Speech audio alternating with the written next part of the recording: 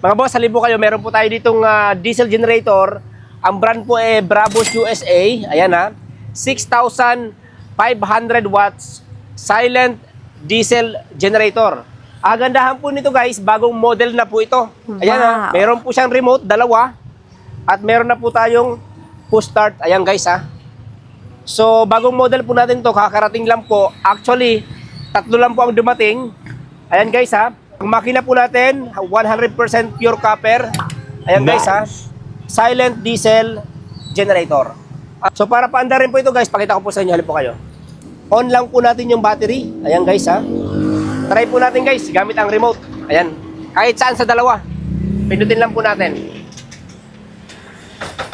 Ayan guys ha. Commander na yung ating generator. Wow! Gamit ang remote. Up to 100 feet po. Alright. Pwede rin po natin patayin o paanda rin gamit po yung ating push start. Halimbawa, turn off po natin. Ayan o. Nag-shutdown yung ating generator. Alright?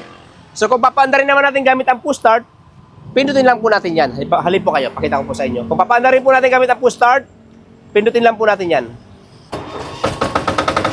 Ayan. Ganun lang po siya kadali. Diba? Nice. Napaka-astig. Alright. So, ang tanong guys, ano ba ang kayang paganahin ng isang 6.5 kilowatts na silent diesel generator? Now, kung gagamitin po nyo sa bahay ito, kaya pong paganahin ang isang 2 HP na split type aircon. Refrigerator po natin, TV, mga ilaw, electric fan, gadget and computers, wifi, washing machine, at saka microwave. Wow! Pag gagamitin po sa bahay.